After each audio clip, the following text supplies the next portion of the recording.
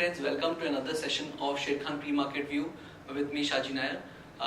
Starting with the global indices first, how they panned out yesterday. The Asian indices, both Nikkei and Hang Seng were up yesterday after the Fed chair Janet Yellen's comments, and yesterday we saw Nifty also opening up with a gap, and post that it acquired momentum after the RBI chief, that is Raghuram Rajan, left key rates unchanged, which really helped the market to pick up, especially with the fact that RBI was leaving an accommodative stance on the interest rates as well as the Janet Yellen's comments. So Indian markets were held up positive yesterday, were up around 65 odd points or 0.8% on the Nifty.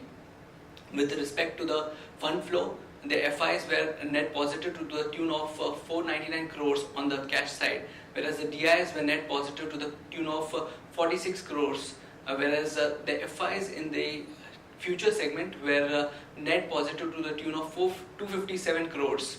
So all in all, positive flows from the FIs as well as the DIs.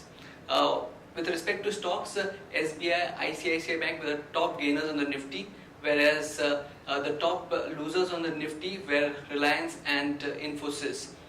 With respect to the European markets were also positive. The CAC and the DAX were up more than 1%, whereas the FTSE was flattish.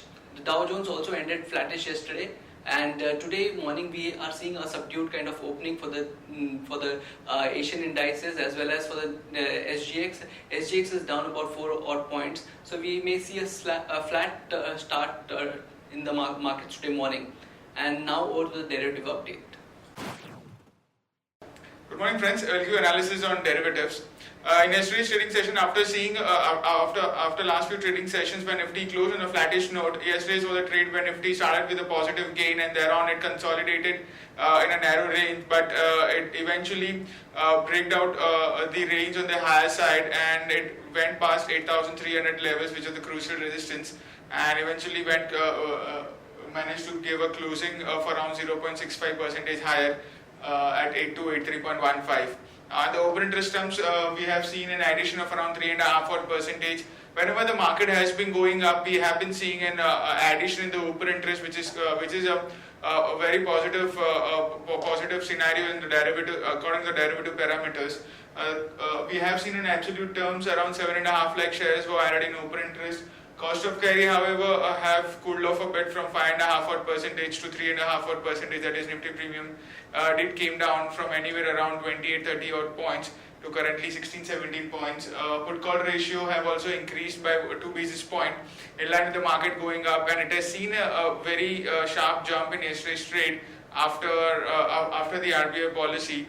We have seen a 2 basis point jump in put call ratio from it jumped from 1.06 to 1.08. And volatility index also cooled off by around 3.5%, settling at 14.87 post the event. And the options activity, not major activity to highlight on 8,300 call option have seen a minor addition of around 3 odd percentage. We have seen a single digit addition in the call option, where market participants are still skeptical in writing call options on the higher strike price, and due to which we are not seeing much of the addition in the open interest. While in put option, we have been seeing good amount of addition in 8,200 strike price in the last few trading sessions. 8,200 put option has been quite active, and in yesterday's trade also it has seen an addition of 18%, followed by 8,300 strike price put option, which has seen an addition of around 21%. However, 8,000 put option is the highest in terms of open interest, while on the call side, 8,400 strike price is the highest in terms of open interest. So all in all, the outlook on the market remains positive.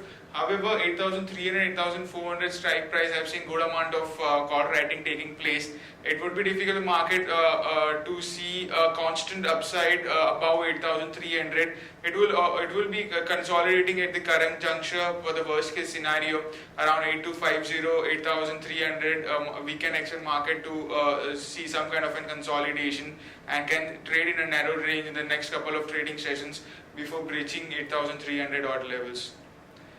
There are two securities in ban period for today's trade, that is Arcom and Canara Bank. On the FIS terms, Not much of activity despite market being up by around 60-70 odd points.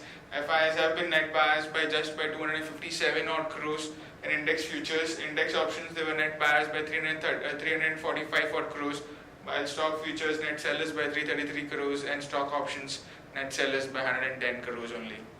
On the market level, our 5 days we have stands at 8240 with a lower range at 8240 and higher range at 8374, which is the highest total break-even point for the series.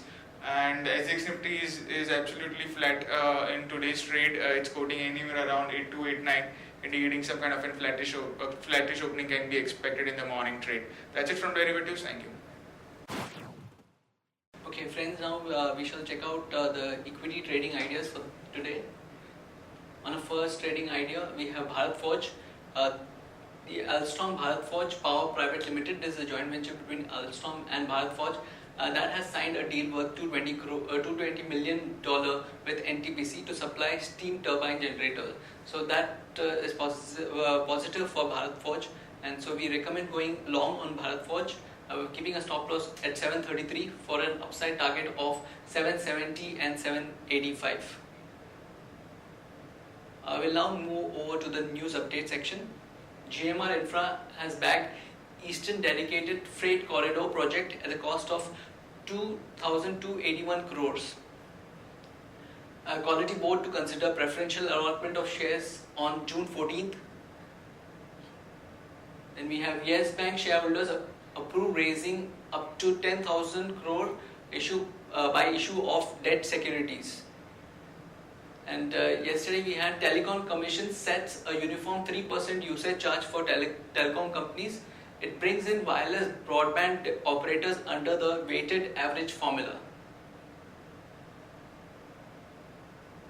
Then NMDC and MOIL have agreed to buy back 25% of their shares. The NMDC board has approved buyback of close to 20.2% equity shares at 94 per share. Whereas the MOIL board approves buyback of 20.72% equity at 248 rupees per share.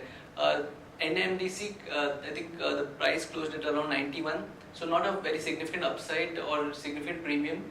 Also MOIL around 241 or 243 levels, so not a significant premium of the buybacks for both the stocks. IDBI Bank to offload remaining 3% stake in NSE. And Mylan and Biocon, they are upbeat on trial data involving breast cancer drug. Then Arcom and Aircel merger picks up pace. They might conclude in July. Asian Granito wins 12 lakh square meters order for its recently launched vitrified tiles. World Bank cuts forecast for India's growth to 7.6 to 7.7%. And JLR global sales were up 18% to around 44,946 units in May. And Stride Sarson completes acquisition of controlling stake in Universal Corp Kenya. This is a watch list section based on the derivative data. The stocks that we feel have a positive bias are UBL, IRB and Arcom. Whereas stocks with negative bias are Tata Power, Cadila Health and Yes Bank. On stocks for investment, one can consider investing in these stocks, that is BEL, HDFC Bank, Maruti, Hindustan Unilever and Glenmark. So that's it from the morning session. Thanks for tuning in.